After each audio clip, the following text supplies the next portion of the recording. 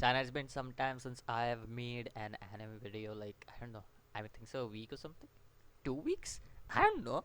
It's been so long since I've made an anime video that I don't even remember it when I made the anime video. I watched Gamers a few weeks ago, I guess. Like I think so 2 weeks ago. I don't remember exactly. I'm sorry for that. But I was quite busy with playing games. That's my explanation to it. I was playing games with friends. I was playing Among Us and many more. anyways. So I finally got my time. I watched the anime and I completed Oreshura. I posted on my Instagram that I was gonna like get the anime out there, like anime, my thoughts on that anime out there because I was watching it and everything. And last 2 or 3 days, I binged the anime because I was just like, yeah, I want to watch that whole anime, especially the last 2 days because I started this anime like 6 days ago, and now in the last 2 days, I completed the anime. Now, Oreshura. Okay, I'm gonna be honest here. I kinda enjoyed the anime at the same time I did not. How do I put it? It's kind of like this for me. It's kind of in the middle for me. Because yeah, I enjoy the anime. I'm not gonna lie. I always enjoy what I watch. Like even if there are things that I don't like about certain things, I always enjoy because it's just entertainment at the end of the day. So I want my entertainment there. Even if it's a boring anime and everything, I'll still watch it till the end because I started that stuff. I want to complete it. There are very few anime that I drop, and when I drop it, then you know that I drop them for a reason. So this one, it was kind of a fine anime. Even when I was thinking about rating this anime on my anime list, I just thought that it was a 6 out of 10, and I was just like, yeah, it was okay. It wasn't anything special. Like a lot of things in this anime remind me of Shuni Chunibyo. I think so. That's how you call the anime. I'm really sorry. I'm really sorry for all the fans out there who have watched Shunibyo. Like, I'm pretty sure I'm already screwing up the name, but uh, it kind of tried to like replicate it in a way, in a lot of ways, and I felt it because you just have this very familiar story of a stuck-up kid. The only thing about this stuck-up kid from the past is that like this stuck-up kid who has been like going through fantasy world and everything in the past and has finally grown out of that fantasy world and everything. Now there's a reason why I like Chunibyo a lot. Like there was one anime I really liked a lot because that the anime had like really like these moments where you feel like that anime had these moments where you felt like, oh, I actually did not expect it to go the dark route because the way it starts off, it's very calm, it's very funny, comedic, and then you just see this anime going towards this dark route where you get to know about certain characters and you understand their psychology and everything, and you understand why they act the way they are acting, you know. But when it comes to Oreshura, compared to this anime, and one of my friends said this, it was very childish in compared to this anime, and I agree. I agree with him totally because I felt like as I watched the 13 episodes, I sat there, I watched the 13 episodes, I felt like a lot of things were kind of childish in a way. The only good thing about the anime was like the ending arc of the anime for me because most of the thing was pretty average. Like I just felt like I was watching a very cliched anime until I got to like, and I'm not saying like the final arc wasn't cliched. It was very obvious where it was going. Okay, like it was going very obvious where it was going.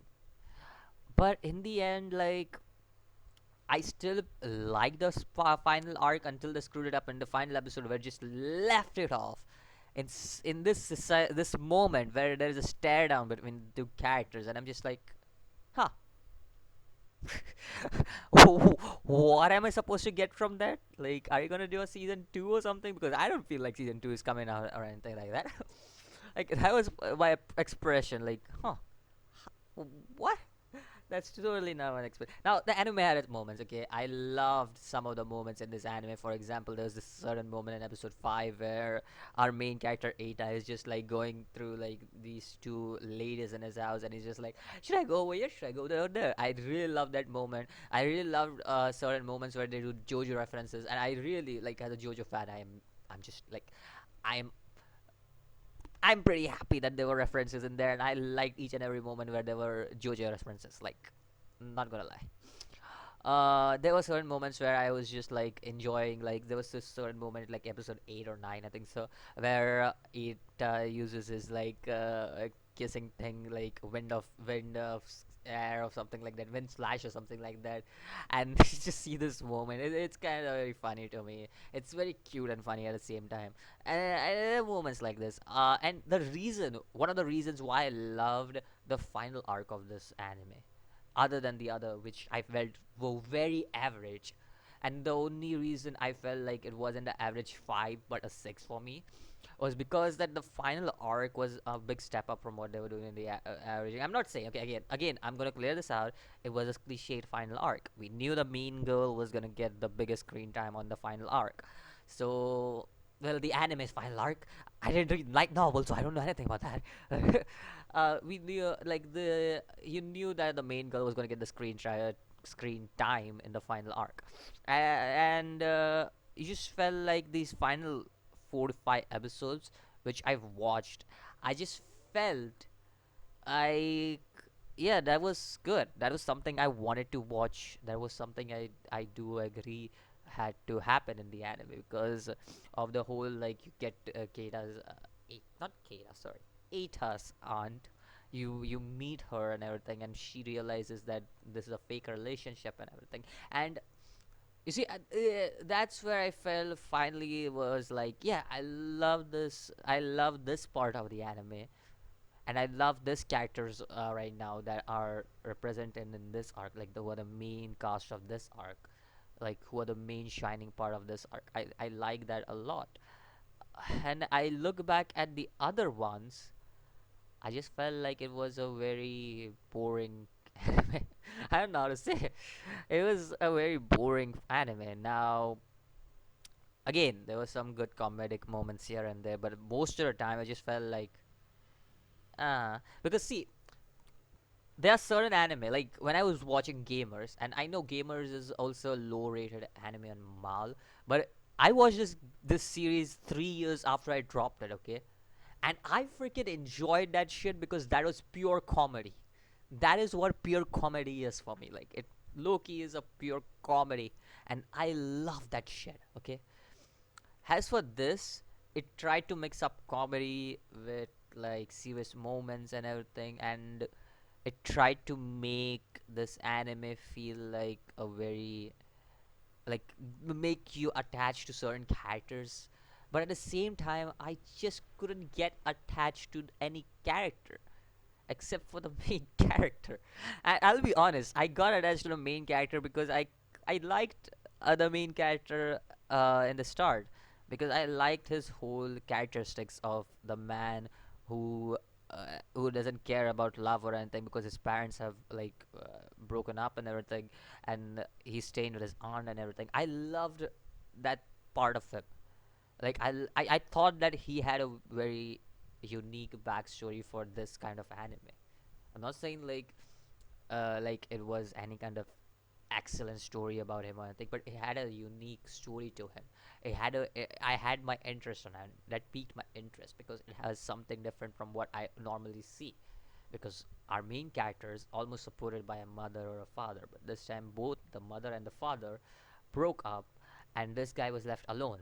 And I felt like, okay, this was pretty good. I felt like it was going to be a good anime, and then until like the final 4 or 5 episodes, I just couldn't get it. I just couldn't feel it there. You know, you know?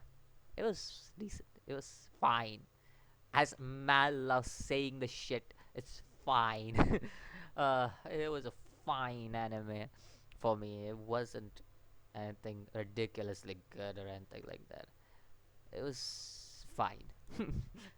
But yeah, if you guys have watched Oreshura, what are your thoughts on it? Because let me be honest. Okay, let me talk about the characters. Okay, because I haven't talked about any characters except for the main character and the main heroine of the anime. Other characters, okay, like the two childhood friends and this a past lover thingy going on in his life and everything. Those characters, I just never got into those characters. I'll be honest, I never ever got into those characters. For some reason, I just couldn't get into those characters. I just couldn't get attached to those characters in any way.